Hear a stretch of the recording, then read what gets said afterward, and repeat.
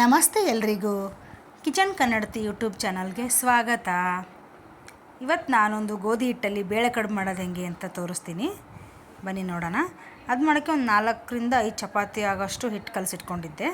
ಮತ್ತು ಬೇಳೆನ ಕೂಗಿಸ್ಕೊಂಡಿದ್ದೀನಿ. ಸ್ವಲ್ಪ ಎಣ್ಣೆ ಮತ್ತು ಅರಿಶಿನ ಪುಡಿ ಹಾಕಿ. ಇದು ಊರ ಕಡೆಯಿಂದ ತಂದಿರೋ ಬೇಳೆ, ಹಾಗಾಗಿ ಸ್ವಲ್ಪ ಸಿಪ್ಪೆ ಸಿಪ್ಪೆ ಇದೆ, ಬಟ್ ಚೆನ್ನಾಗಿರೋ ಬೇಳೆನೇ, ನಾಟಿ ಬೇಳೆ. ಅದು 4 ಕೂಗಿಸ್ಕೊಂಡಿದ್ದೀನಿ. ಮತ್ತು ಅದು ಒಗ್ಗರಣೆಗೆ ಬೆಳ್ಳುಳ್ಳಿ, ಕರಿಬೇವು ಮತ್ತು ಕೊತ್ತಂಬರಿ ತೊಗೊಂಡಿದ್ದೀನಿ. ಬೆಳ್ಳುಳ್ಳಿ ಒಂದು ಗಡ್ಡೆ ಜಜ್ಜಿ ಇಟ್ಕೊಂಡಿದ್ದೀನಿ. ಇದನ್ನು ಸ್ವಲ್ಪ ಕಡ್ಗೋಲು ತೊಗೊಂಡು ಸ್ಮ್ಯಾಶ್ ಮಾಡ್ಕೊತೀನಿ. ತುಂಬಾ ನೈಸಿಗೆ ಸ್ಮ್ಯಾಶ್ ಮಾಡ್ಕೋಬಾರ್ದು, ಸ್ವಲ್ಪ ತರತರಿಯಾಗಿ ಬೇಳೆ ಥರ ಕಾಣಿಸೋ ಥರ ಮಾಡ್ಕೋಬೇಕು. ಹಾಗೆ ಒಗ್ಗರಣೆ ಹಾಕ್ಕೋಬೇಕು. ಇವಾಗ ಒಂದು ಪಾತ್ರೆ ಇಟ್ಟಿದ್ದೆ, ಗ್ಯಾಸ್ ಮೇಲೆ ಕಾದಿದೆ. ಸಾಸಿವೆ ಜೀರಿಗೆ ಹಾಕ್ಕೊಂಡಿದ್ದೀನಿ. ಅದೊಂದು ಚೂರು ಚಟಪಟ ಅಂದಮೇಲೆ ಇವಾಗ ನಾವು ಬೆಳ್ಳುಳ್ಳಿ ಜಜ್ಜಿ ಇಟ್ಕೊಂಡಿದ್ವಲ್ಲ ಅದನ್ನ ಹಾಕ್ಕೋಬೇಕು. ಅದು ಸ್ವಲ್ಪ ಫ್ರೈ ಆದಮೇಲೆ ಕರಿಬೇವು, ಎರಡೂ ಸ್ವಲ್ಪ ನೋಡಿ, ಇವಾಗ ಸ್ವಲ್ಪ ಎರಡು ಫ್ರೈ ಆಗಿದೆ. ಇವಾಗ ನಾನು ಒಂಚೂರು ಚಿಟಿಕೆ ಅರಿಶಿನ ಹಾಕೋತಿದ್ದೀನಿ ಮತ್ತು ಖಾರದ ಪುಡಿ ಹಾಕೋತಿದ್ದೀನಿ.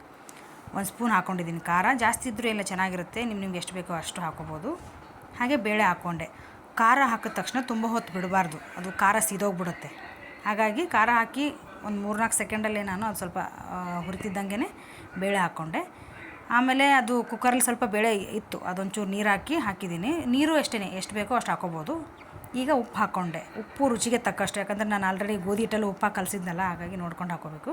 ಅದನ್ನ ಕುದಿಯೋಕೆ ಇಟ್ಬಿಟ್ಟು ಇನ್ನು ಸ್ವಲ್ಪ ಎಣ್ಣೆ ಹಚ್ಚಿ ತೆಳ್ಳಗೆ ಚಪಾತಿ ಲಟ್ಟಿಸ್ಕೋಬೇಕು.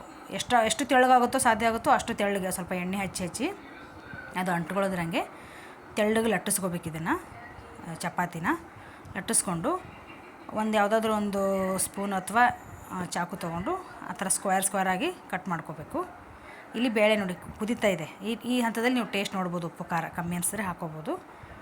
ಈಗ ಒಂದು ತಟ್ಟೆಗೆ ನಾನೆಲ್ಲ ಒಟ್ಟಿಗೆ ಹಾಕ್ಕೊಂಡು, ನೀವು ಡೈರೆಕ್ಟಾಗಿ ಒಂದೊಂದೇ ಎತ್ತಿ ಅಲ್ಲೂ ಹಾಕ್ಬೋದು, ಇಲ್ಲ ಒಟ್ಟಿಗೆ ತಟ್ಟೆಗೆ ಅದು ಅಂಟಿಸ್ದಿರಂಗೆ ಹಾಕ್ಕೊಂಡು ಇದಕ್ಕೆ ಹಾಕ್ಬೋದು. ಇವಾಗ ನಾನು ಸ್ವಲ್ಪ ಜೋರು ಉರಿಯಲ್ಲಿಟ್ಟೆ ಹಾಕ್ತಿದ್ದೀನಿ, ಯಾಕಂದರೆ ಸಣ್ಣ ಉರಿಲಿಟ್ಟು ಹಾಕಿದ್ರೆ ಒಂದ್ರ ಮೇಲೆ ಒಂದು ಅಂಟ್ಕೊಂಡ್ಬಿಡುತ್ತೆ ಅದು ಗೋಧಿ ಹಿಟ್ಟಿಂದದು. ಹಾಗಾಗಿ ನಾನು ಜೋರು ಉರಿಯಲ್ಲಿ ಇಟ್ಟು ಅದೆಲ್ಲ ಸ್ಲೈಸಸ್ ಹಾಕ್ತಿದ್ದೀನಿ.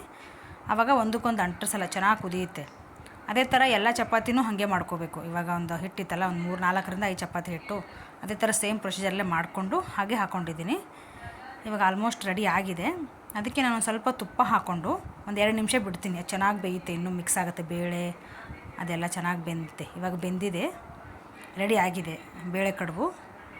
ಇನ್ನೇನು ಲಾಸ್ಟಲ್ಲಿ ನಾನು ಇದಕ್ಕೊಂಚೂರು ಕೊತ್ತಂಬರಿ ಸೊಪ್ಪು ಹಾಕ್ಕೊಂಡು ಮಿಕ್ಸ್ ಮಾಡಿಬಿಟ್ರೆ ಒಂದು ತಟ್ಟೆ ಸರ್ವ್ ಮಾಡಿಬಿಡ್ತೀನಿ. ರೆಡಿ ಆಯಿತು ಇವಾಗ ಬೇಳೆ ಕಡುಬು.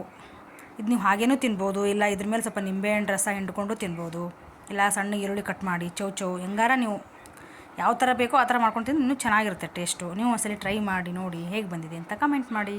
Thanks for watching.